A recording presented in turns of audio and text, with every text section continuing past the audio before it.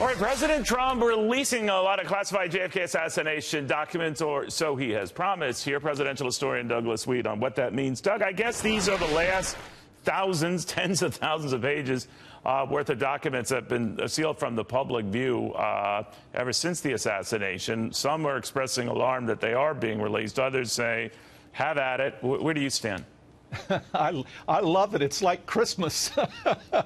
I think the more sunshine, the better. Fully agree.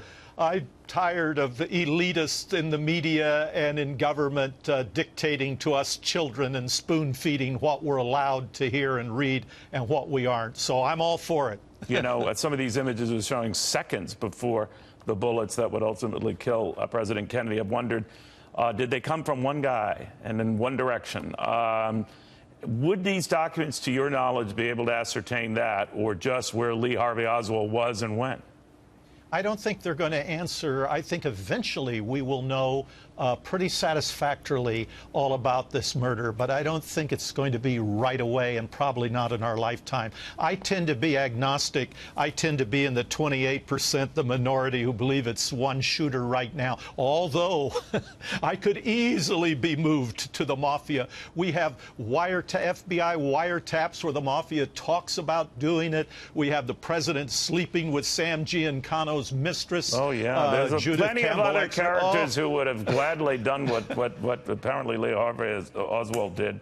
In fact, alone. But go ahead. I'm sorry. In fact, we have an abundance. The old question of any murder is cui bono, who benefits, and we have an abundance of possibilities. Not just the mafia, but Cuba and the Castro, the Soviets, the CIA, FBI. LBJ, who benefits. You could say some eminence Greece out in Connecticut who served on the Federal Reserve Board could set it into motion. So it's kind of like Agatha Christie's Murder on the Orient Express. Everybody on the train has a knife, and everybody has a motive. You're right. You know what's interesting, Doug? What I'd be curious to find out, and this stuff has always interested me, even going back to when I was a kid, is we knew about Lee Harvey Oswald. We knew about his trips. We knew he was honorably discharged from the Marines, and then that became a dishonorable discharge. We know that got him furious. We know he went to Mexico City. We know enough that while he was there, he met with then Soviet and Cuban officials. A lot of that's in this redacted paperwork and other type of documents that otherwise we haven't seen. And hence the concern among security officials who are worried about the spillover effects of that and how the government looks stupid in retrospect, not doing more to stop him. That's always the concern. What do you make of that? Yeah, I think that's very, very true, and the herd's going to go there. But I had the opportunity to talk to Gerald Ford, who was on the Warren Commission. Sure. And part of the reluctance during that time was deference to the Kennedy family to protect them and their image and the president's relationship, his almost adolescent sexuality.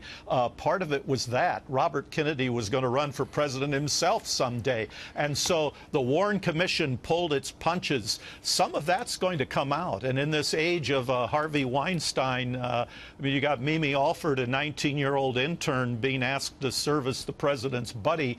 Some of that's going to come out, and it will be interesting for history, but painful. Yeah, Doug Wead, again, that notion, be careful what you wish for. You might get it, and right now you are.